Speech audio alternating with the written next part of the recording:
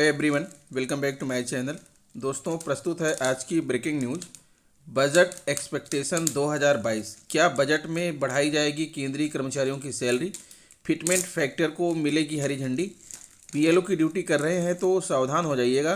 Composite school में शिक्षा मित्र की नौकरी करते समय बीएड कर शिक्षक बनने का मामला प्रकाश में आया। बीएसए ने भेजा नोटिस। बीएड में प्रवेश से वंचित 37,000 अभ्यर्थियों को बड़ी राहत। 1 फरवरी से जमा होगा शुल्क वापस। देश में कोरोना वायरस की तीसरी लहर आ चुकी है। उत्तर प्रदेश शासन ने बेसिक और माध्यमिक विद्यालयों को उत्कृष्ट बनाने पर ध्यान देने के लिए दिए निर्देश। आइए देखते हैं दोस्तों खबरें विस्तार से। जी हाँ दोस्तों, आप देख पा रहे हैं खबरें विस्तार से कि इसमें यह यूट्यूब चैनल पर कंपोजिट स्कूल में शिक्षा मित्र की नौकरी करते समय बीएड का शिक्षक बनने का मामला प्रकाश में आया। बीएसए ने भेजा नोटिस। जानिए क्या है मामला। शिक्षा मित्र की नौकरी संग किया बीएड। बीएसए बेसिक शिक्षा अधिकारी ने भेजा नोटिस। जिले के कंपोजिट स्कूल में शिक्षा मित्र की नौकरी करते समय बीएड का शिक्षक बनने का मामला प्रकाश में आया है। शिकायत के बाद बेसिक शिक्षा विभाग ने नोटिस भेजकर अभिलेख 27 जनवरी को तलब किया है। प्रयागराज जिले के शाहपुर निवासी विनोद कुमार ने प्रार्थना पत्र देकर आरोप लगाया था कि एक व्यक्ति बिंद जाति से होते हुए भी बेलदार से एससी जाति का प्रमाण पत्र लगाकर जवाहर नवोदय विद्यालय से शिक्षा ग्रहण किया है। उसके बाद 2009 तक कंपोजिट विद्यालय बयाओं में बतौर शिक्षा मित्र रहने के साथ ही मानदेय प्राप्त किया। इस दौरान नौकरी कर वर्ष 2007 में बुंदेलखंड विश्वविद्यालय से बीएड की डिग्री हासिल की। उसके बाद प्रशिक्षण लेकर शिक्षक पद पर नियुक्ति प्राप्त कर लिया है, जो सरकारी नियमावली के खिलाफ है। मामला संज्ञान में आने पर बेसिक शिक्षा विभाग हरकत में आया है। विभाग ने शिक्षक को नोटिस जारी कर मैं अभिलेख 27 जनवरी को तलब किया है। जिला बेसिक शिक्षा अधिकारी भूपेंद्र नारायण सिंह ने कहा कि मामला संज्ञान में है। शिक्षक को नोटिस जारी कर बुलाया गया है। साक्ष्य सहित जवाब मांगा गया है। जवाब न मिलने पर कार्रवाई की जाएगी। बीएड में प्रवेश से वंचित 37,000 अभ्यर्थियों को बड़ी राहत। 1 फरवरी से जमा शुल्क होगा वापस। बीएड संयुक्त बीएड प्रवेश परीक्षा 2021-23 में शामिल हो चुके 37,000 अभ्यर्थियों के लिए राहत भरी खबर है। काउंसलिंग कराने के बाद भी जिन अभ्यर्थियों को सीटें नहीं आवंटित हुई थी, जल्द ही उनका शुल्क वापस खाते में वापस कर दिया जाएगा। लखनऊ विश्वविद्यालय ने 1 फरवरी से शुल्क भेजने की तैयारी की है।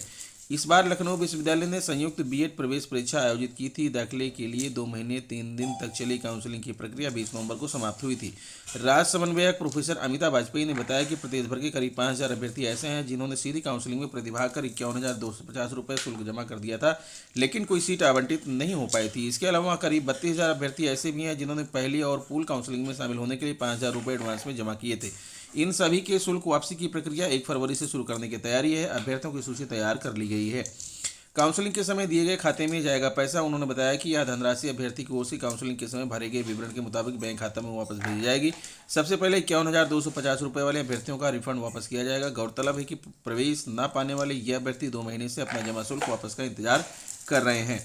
2,32,757 सीटों पर हुए थे प्रवेश। संयुक्त बीएड प्रवेश परीक्षा में इस साल 5,91,305 अभ्यर्थी पंजीकृत हुए थे। इनमें से 5,33,457 अभ्यर्थी परीक्षा में शामिल हुए। 5,32,207 को प्रवेश के लिए अर्ह घोषित किया गया।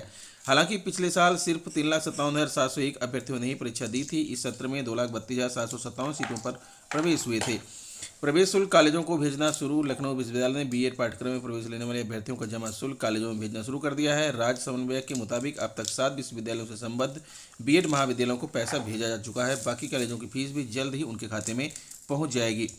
बीएलओ की ड्यूटी कर रहे हैं तो सावधान हो जाइएगा। साइबर सातिर आपको किसी भी सरकारी ऑफिस का कर्मचारी बनकर कॉल कर सकते हैं। पुलिस ने किया आगाह। इन बातों का रखें ध्यान और हो जाएं सतर्क। अगर आप बीएलओ की ड्यूटी कर रहे हैं तो सावधान हो जाइएगा। साइबर सातिर आपको किसी भी सरकारी ऑफिस का कर्मचारी बनकर कॉल कर सकते हैं। साथ ड्यूटी करने वाले अन्य बीएलओ का नाम लेकर वह जाल में फंसाकर आपके खाते की डिटेल मंगा सकते हैं। कई बीएलओ को साइबर सातिर अपने जाल में फंसा चुके हैं। कुछ खाते से रकम भी पार कर ली है। कई बीएलओ ने पुलिस से शिकायत की है। पुलिस साइबर सेल ने भी लोगों को सचेत रहने की सलाह दी है। सदर क्षेत्र के राजपुर चुंगी निवासी एक शिक्षिका बीएलओ ड्यूटी कर रही हैं। सोमवार 5:30 बजे उनके मोबाइल पर एक अनजान नंबर से कॉल आई। कॉल करने वाले ने खुद को सीडीओ ऑफिस का कर्मचारी बताते हुए उनको नाम से संबोधित किया। कई साथी शिक्षिकाओं के नाम भी छात्र ने उन्हें बताया। इसके बाद उनसे कहा कि अपने खाते की डिटेल और एटीएम कार्ड का फोटो व्हाट्सएप पर शेयर कर दें। उनको बीएलओ ड्यूटी करने का सरकारी भुगतान भेजा जाना है। शिक्षिका उसकी बातों में फंस गई। बेटे के मोबाइल से एटीएम कार्ड का फोटो और खाता नंबर शेयर कर दिया। इसी बीच उनके मोबाइल नंबर पर 3 ओटीपी भी पहुंचे। उन्होंने अपने पति को जानकारी दी। शक होने पर पति ने बैंक के कस्टमर केयर नंबर पर कॉल करके एटीएम कार्ड को ब्लॉक करा दिया। उन्होंने पुलिस से मामले की शिकायत की है।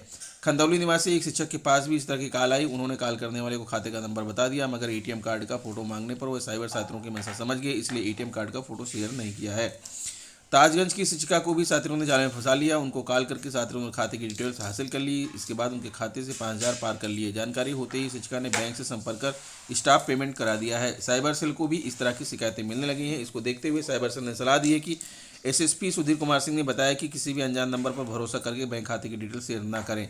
इलेक्शन कमीशन की साइट से नंबर लिए जाने की आशंका। ठगी का शिकार हुए लोगों को आशंका है कि उनके मोबाइल पर नंबर साथियों ने इलेक्शन कमीशन की वेबसाइट से लिए होंगे। वेबसाइट पर उनके मोबाइल नंबर, नाम और विद्यालय की सूची उपलब्ध है। इसको कोई भी आसानी से देख सकता है। ये है साइबर सेल की सलाह। किसी अनजान नंबर पर भरोसा ना करें। अगर आपको कोई लिंक भेजता है तो उस पर क्लिक ना करें। खाते की डिटेल और एटीएम कार्ड का फोटो और ओटीपी किसी अनजान को व्हाट्सएप पर शेयर ना करें।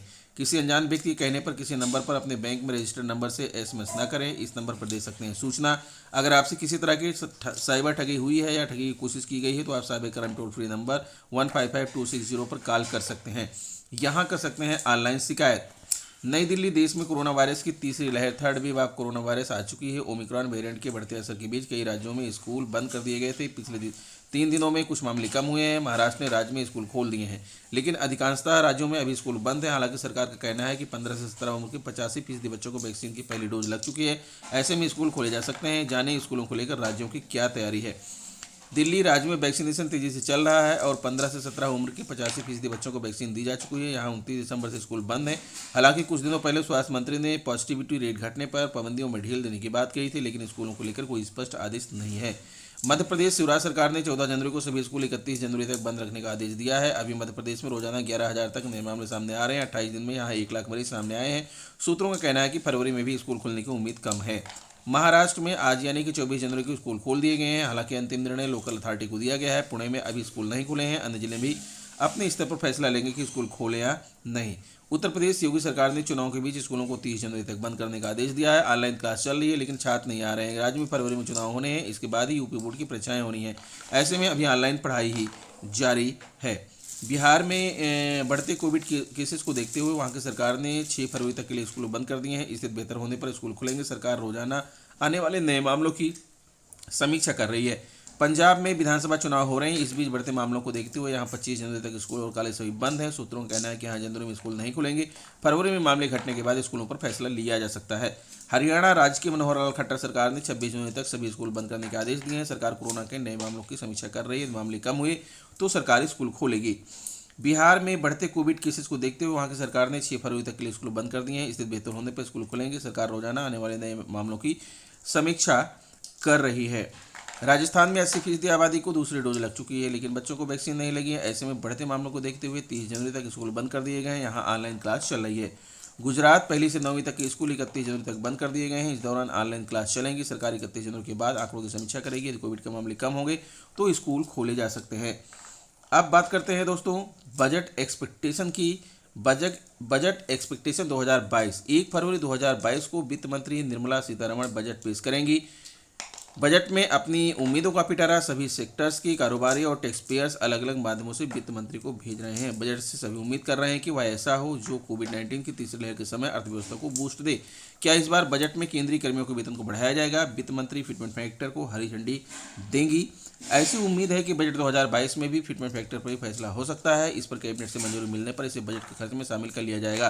केंद्र सरकार फिटमेंट फैक्टर को बढ़ाती है तो केंद्रीय कर्मचारियों के वेतन अपने आप बढ़ जाएगा। फिटमेंट फैक्टर केंद्र सरकार के सभी कर्मचारियों के लिए बेसिक वेतन तय करता है। फिटमेंट फैक्टर को आखिरी बार 2016 में बढ़ाया गया था, जिससे कर्मचारियों का न्यूनतम वेतन 6,000 रुपये से बढ़कर 18,000 रुपये किया गया था। फिटमेंट फैक्टर में संभावित बढ़ोतरी में न्यूनतम वेतन 26,000 रुपये हो सकता है। अभी न्यूनतम बेसिक पे 18,000 रुपये है, जो बढ़कर 26,000 रुपये हो जाएगा। अगर बेसिक पे 18,000 रुपये से बढ़कर 26,000 रुपये हो जाता है तो महंगाई भत्ता भी बढ़ जाएगा। महंगाई भत्ता डियरनेस अलाउंस डीए बेसिक वेतन के 31% के बराबर है।